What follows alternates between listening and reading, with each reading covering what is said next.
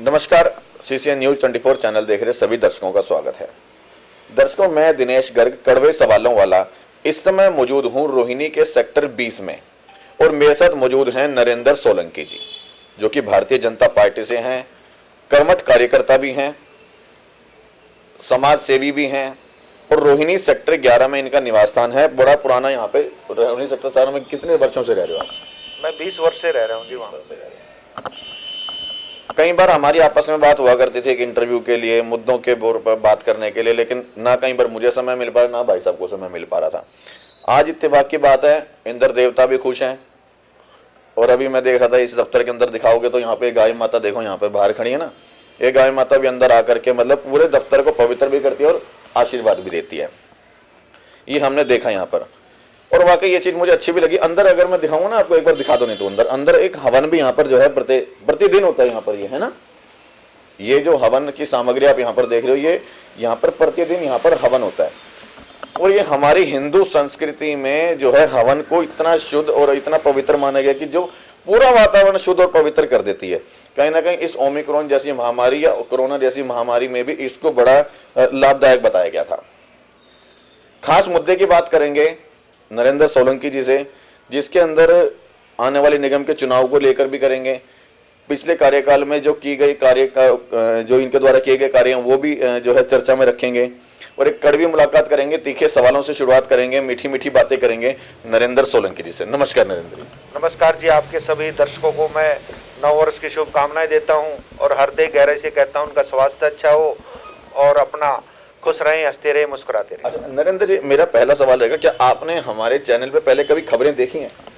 आप तो कड़वे से खबरों वाले कहलाते हैं और सभी की बात है, देखो पहली बार हमारी इंटरव्यू हो रहा है क्योंकि बातें हमारी पहले हुई, लेकिन इन्होंने खबरें मतलब पहले देखी है हमारी। देखिए हैं, बहुत अच्छा आप सच्चाई से पेश आते हो, तो मुझे बहुत खुशी हुई आपके चैनल को देखकर और आप ऐसे निरंतर जन भावना को आगे बढ़ाते रहिए और सबका भला करते रहिए। वाकई दर्शकों में आपको एक चीज और बता दूं कि मीडिया का काम है सच को सामने लाना, सरकार से सवाल करना, क्योंकि जनता तो सरकार से सवाल करने नहीं पहुंचेगी, तो सवाल करेगा कौन? हम मीडिया भाई। उन्हीं सवालों को लेकर के आज 2022 में जो निगम के चुनाव आ रहे हैं उनकी तैयारी में भी है नरेंद्र जी आप? अभी जो चुनाव इलेक्शन आ रहे हैं, देखिए हम पार्टी के सिपाही हैं, कार्यकर्ता हैं और पार्टी का जो निर्णय होता है वो हमारा निर्णय नहीं होता। हम कार्यकर्ता निरंतर हम चट्टान की तरह रहते हैं, जैसे बॉर्डर पे सिपाही रहते हैं ऐसे हम कार्यकर्ता हैं और लास्ट की पंक्ति का नरेंद्र सोलंकी है, तो जो पार्टी आदेश करेगी हम सर्वोपरि है। ये कितना अच्छा लगता है कि किसी टिकट और सीट की चिंता ना कर कर भी पार्टी के कार्यों के साथ लगे रहना। लेकिन किस तरह के कार्यों के साथ लगे रहना, किस पार्टी के साथ लगे रहना, वो मुद्दे जायज हैं या नाजायज हैं, उन सब बातों को करने के लिए आज फिर एक मुलाकात करेंगे नरेंद्र सोलंकी से। अच्छा सोलंकी जी, सबसे पहले आपका स्वागत है हमारे सीसीएन न्यूज 24 चैनल में। जी बताइए।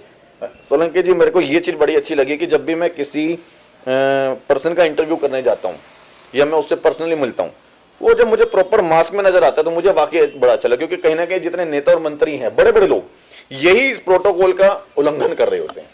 तो अच्छी बात है जी, मास्क लगाना, अपना भी ख्याल रखना, दूसरों का भी ख्याल रखना, सोशल डिस्टेंस का पालन करना, सैनिटाइजर से हाथ धोना, साबुन से, डेटोल से, ये तो हमने सबने करना है, तभी इस महामारी के से हम सब निजात पाएंगे। ये हमारा अपना।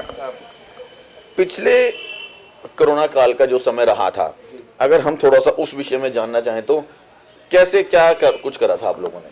देखिए जी, भारतीय जनता पार्टी के हर कार्यकर्ता ने घर घर जाकर लोगों की मदद की और हमारे को भी एक पार्टी की तरफ से आदेश हुआ कि जहाँ भी आप रहते हो, जिस मोहल्ले में रहते हो और जहाँ भी कोई गरीब भूखा ना सोए, ऐसा पार्टी का आदेश था। हमारे प्रदेश अध्यक्ष आदेश गुप्ता जी और हमारे सांसद हंसराज हंस जी निरंतर और एक बोलते हैं उसको वाहन के द्वारा भोजन प्रोवाइड किया लोगों को, किट के माध्यम, मोदी जी किट के माध्यम से। और यशस्वी प्रधानमंत्री ने 80 करोड़ लोगों को जो अनाज मुफ्त दिया, ये कोई छोटी चीज़ है। और मैंने सर हर रोज़ 200 आदमियों का भोजन बनवाता था, उसमें 5 रोटी 1 सब्जी, और जहाँ मुझे लगता था ये आदमी बिल्कुल भूखे हैं, उनको पहुँचाने का काम करता था निरंतर हर रोज़। 95 दिन मैंने लगातार निरंतर सेवा की, और करीबन करीबन अपनी 1 लाख मास्क जो आप पहन रहे, ये मैंने अपने हाथ सांसद जी को दिए अपने, मैंने कहा ये गरीब से गरीब आदमी को पहुंचे। बड़े देखो, मैंने खुद ये मास्क उतार करके, कपड़े का मास्क उतार करके खुद ये लगाया, क्योंकि ये मास्क कहीं ना कहीं कंफर्टेबल महसूस होता है जी। और दूसरा जो सैनिटाइजर का जो बड़ा आता है, जो टैंकर आता है, वो मैंने अपने वार्ड नंबर 25 में पूरा सैनिटाइजर करवाते थे हफ्ते में 2 दिन। तो ये जो सेवा है, ये हम नहीं करेंगे तो कौन करेगा? अब आप बताइए, कोई दूसरी पार्टी वाला था, आम आदमी आ रहा आपने रोड पे दिखाई दिया कोरोना काल में? आप बताइए, आप पूछिए उनसे, कार्यकर्ताओं से, उनके नेताओं से, क्या आपने कभी कोरोना काल में क्या किया सेवा? अब ये ऐसे फोटो खिंचवाते रहे, ऐसे लोगों को सामान देकर फोटो सोशल मीडिया पर डालने से क्या लाभ है? लेकिन धरातल पर जो कार्य हुए वो भारतीय जनता पार्टी के कार्यकर्ताओं ने किए। अगर अभी बात करें, अगर पार्टी आपको आने वाले चुनाव के लिए आगे तैयार रखती है या तैयार करती है, तो आप कौन से वार्ड से जो है अभी अभिनय को समझते हैं कि वहाँ की क्षेत्र की जनता, कौन से वार्ड की जनता के लिए आप सेवा का कार्य करने में इच्छुक हैं? देखिए, जब पार्टी से जुड़ा तो मैं इसलिए नहीं जुड़ा कि मुझे कोई पार्टी टिकट देगी, मैं राजनीति, मैं निष्काम भाव सेवा से पार्टी में आया हूँ, और मैं आज से नहीं, कई वर्षों से मेरी निरंतर चलती रही है, और मैं पार्टी को मजबूत करने का काम करूँगा। हमारी पार्टी भारतीय जनता पार्टी जिंदाबाद, मैं इसी के लिए निरंतर रहूँगा। अभी जैसे निवास स्थान आपका वार्ड 25 में है, बहुत पुराना आप वहाँ पे रह भी रहे हो, तो कहीं ना कहीं हम लोगों को भी लगता है, मुझे पर्सनली भी लगता है कि वार्ड 25 की शायद तैयारी तो नहीं कर रहे हैं। तैयारी अरे साहब, आप गोल मोड़ बात ना करो। पार्टी का जो आदेश होगा सर्वोपरि है। हम कार्यकर्ता हैं, हमें पार्टी के लिए दिन रात निरंतर कार्य करने में जो खुशी मिलती है, क्योंकि हम निष्काम भाव से चल रहे हैं, और पार्टी का जो आदेश होगा वो सर्वोपरि होगा। किन मुद्दों के आधार पर भारतीय जनता पार्टी अपने को मजबूत समझ रही है कि निगम में हम दोबारा रिपीट हो जाएंगे? देखिए, पार्टी को दिन रात एक ही चिंता है कि सबका साथ, सबका विकास, सबका विश्वास और सबका प्रयास। हमारे यशस्वी प्रधानमंत्री नरेंद्र मोदी जी ने कोरोना काल में ऐसे ऐतिहासिक फैसले किए हैं कि चाहे वो राम मंदिर का मुद्दा हो, 3 तलाक का हो, 370 धारा हो, कितने अनेक ऐतिहासिक फैसले। ये भी तो ऐतिहासिक था कि बैंकों को निजीकरण कर दिया, एयरपोर्ट को निजीकरण कर दिया। और सर सुनिए ना आप, ये भी तो ऐतिहासिक है। और वैक्सीन, जो विश्व में सबसे बड़ा लोकतांत्रिक देश, आज भारत हमारे देश में नहीं दूसरे देशों में भी वैक्सीन भिजवा रहा है, लेकिन वही वैक्सीन अब फेल होती दिखाई दे रही है। अब सुनिए ना, और दूसरे देश में हमारे विश्व में डंका बजाइए कम है क्या साहब? आज आपके मेरी बात समझो, आपने बताया कि 3 तलाक का फैसला वाकई वो बड़ा अच्छा था, सराहनीय था कि वो पिछले काफी वर्षों की जितनी भी सरकारें रही वो नहीं करा वहां तक भी, लेकिन वाकई जो मोदी जी ने ये किया वो वाकई सराहनीय था, उसमें कोई 3 तलाक का करा वो अच्छा किया, राम मंदिर की बात करें वो अच्छा किया। लेकिन ये जो निजीकरण का ऐतिहासिक फैसला लिया, हर चीजें निजीकरण करी, बैंक निजीकरण कर दिया, एयरपोर्ट निजीकरण कर दिया, रेलवे स्टेशन निजीकरण कर दिया, सब कुछ तो बेच दिया। अब आप ये देखिए, देश को एक इतने बड़े, कितना पहले, आज से जितनी सरकारें आई, कितना कभी बोली नहीं लगी। नहीं सर, कितना था कि राजीव गांधी ने कहा था कि 1 रुपया ऊपर से चलता है तो 15 पैसे नीचे रहता है। आज मोदी जी सरकार ने ऊपर से 2000 6000 जो किसानों को जा रहे हैं, वो सीधे उनके अकाउंट में खुल रहे हैं, अकाउंट सीधे 0% में खुल, यानी ये बैंक उनके घर पे जा रहा है। आप समझिए, आप मेरी बात ये नहीं, आपको वही मैं बता रहा हूँ। कोरोना काल में जिस तरीके से लोगों की मदद की, मानवता के लिए सबने किया, पार्टी के सब, सरकार ने एहसान थोड़ी किया होता, सरकार की जिम्मेदारी है, करना पड़ेगा। अब दूसरे जो हमारे आम आदमी की सरकार है, वो कहाँ थी? आपको जानकारी नहीं होगी, कोविड का सबसे बड़ा सेंटर राधा स्वामी का हमारे यशस्वी प्रधानमंत्री नरेंद्र मोदी और हमारे राष्ट्रीय अध्यक्ष उस टाइम अमित शाह ने कोविड का 10,000 बेड का जो करवाया, इन्होंने तो हाथ खड़े कर दिए थे। आपका चैनल उस टाइम कहाँ सो रहा था? बात दूसरी तरफ चली गई सोलंकी जी। मैं ये पूछा था अभी, जैसे आपने ऐतिहासिक फैसलों की बात कही, किए भैया, वाकई वो ऐतिहासिक थे। 492 साल पुरानी हमारी गुलामी की जंजीरें तोड़ने का काम किया, हमारे राम मंदिर बना, हमारी आस्था है, तुझ में राम, मुझ में राम, हम सब में राम समाया है, कर लो सभी से प्यार, हमें लड़ना किसे सिखाया? ये देखो वाकई कितनी अच्छी बात बन गई कि तुझ में राम, मुझ में राम, मुझ सब में राम समाया है, वाकई अच्छी बात है। अच्छा सोलंकी जी, मैं ये पूछा था, जैसे अभी जो बैंकों को जो निजीकरण किया, क्या ये ठीक है? देखिए, कुछ राष्ट्रीय मुद्दे होते हैं, हमारे जो राष्ट्रीय लेवल के मुद्दे हैं, हमारे इससे प्रधानमंत्री ने, हमें गर्व है, आप चिंता मत करिए सर, हमारे देश के प्रधानमंत्री 18 घंटे काम करते हैं। और आज वो देखिए, उनके भाई लेकिन कहा है कि मेरा सारा 135 करोड़ लोग रहते तो उनके सभी मेरे हैं, वे अपने सबका साथ, सबका विकास और सबका प्रयास के साथ निरंतर कार्य करते।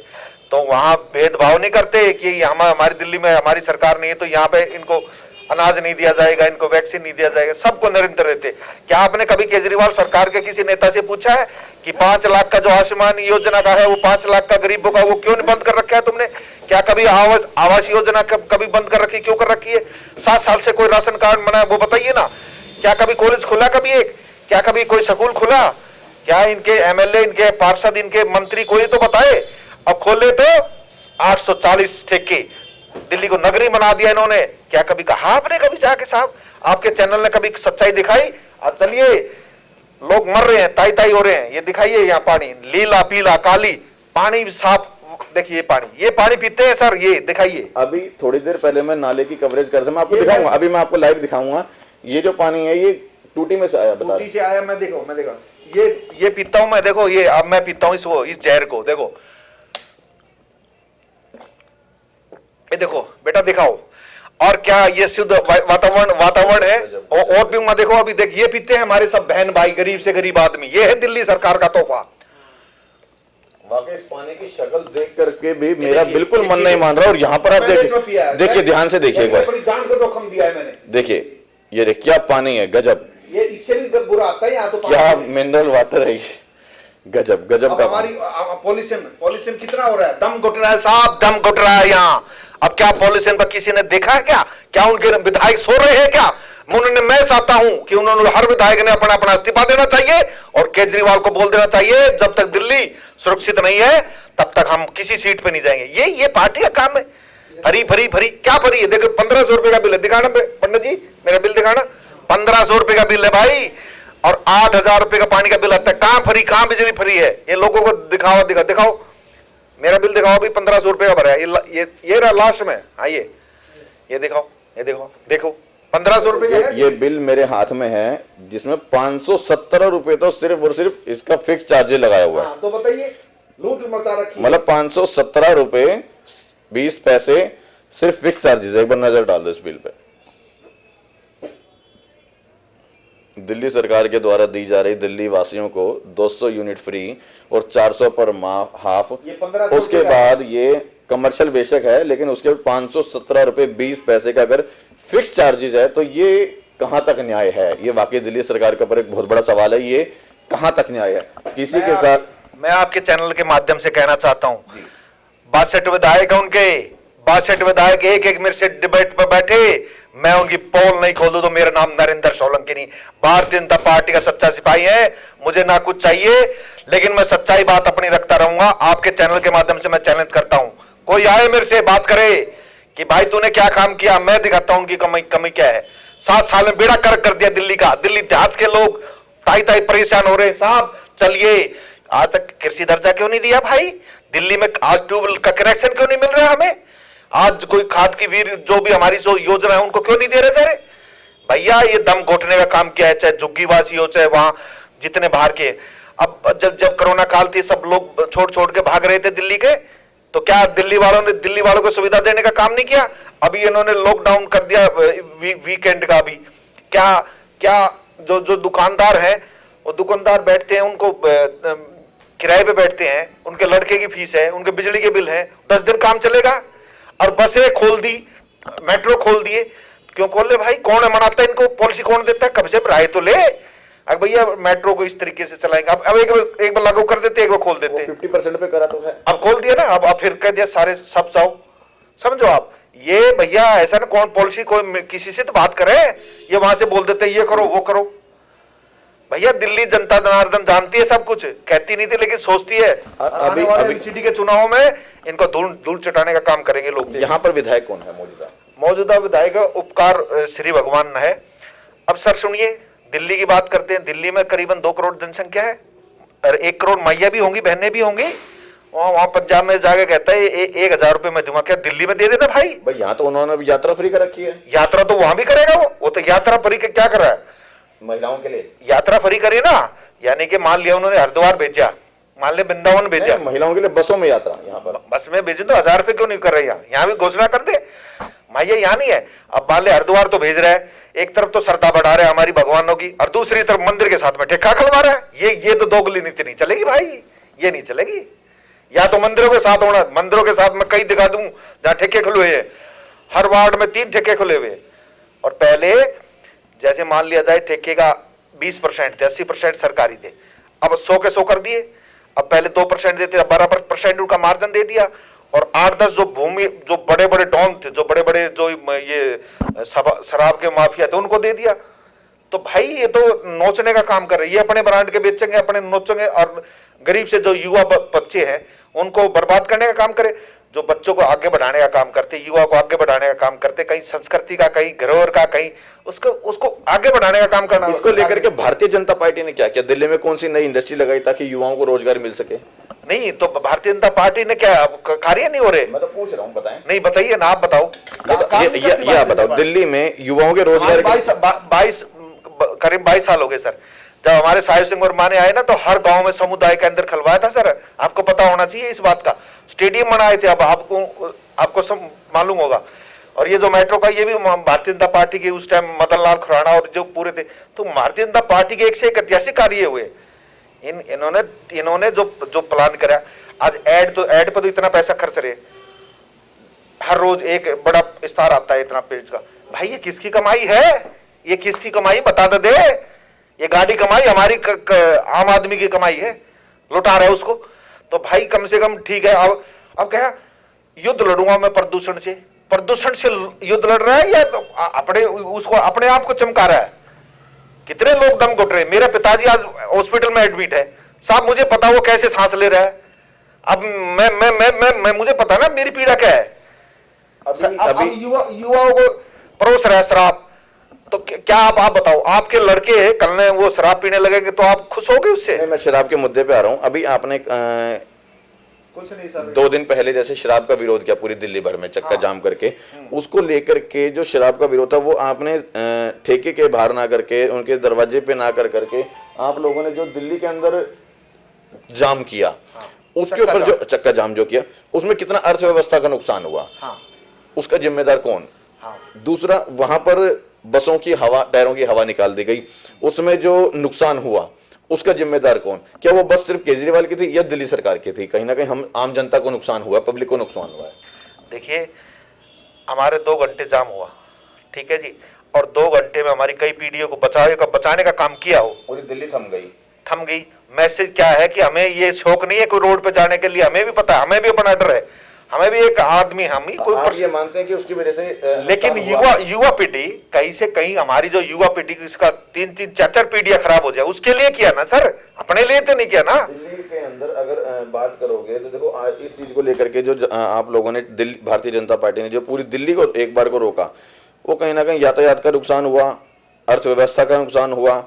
उसमें कितने न जाने केस ओमिक्रॉन के, इस महामारी के बढ़े होंगे। और उसमें सर ऐसा है, लोगों की अपनी भावना भी जुड़ी। हाँ भाई, ये भारतीय जनता पार्टी ने सही बात रखी है, अपनी बात। ये देखो, एक आंकड़े मेरे पास आए थे, दिल्ली के अंदर अभी ठेके हैं 850, पंजाब में अभी हैं 5900, मतलब 5900, 6000 से 100 कम, हरियाणा में 2600, मतलब सबसे कम की बात करें दिल्ली में। राजस्थान में आपके 7665, सबसे कम तो दिल्ली में दिखा रहे हैं।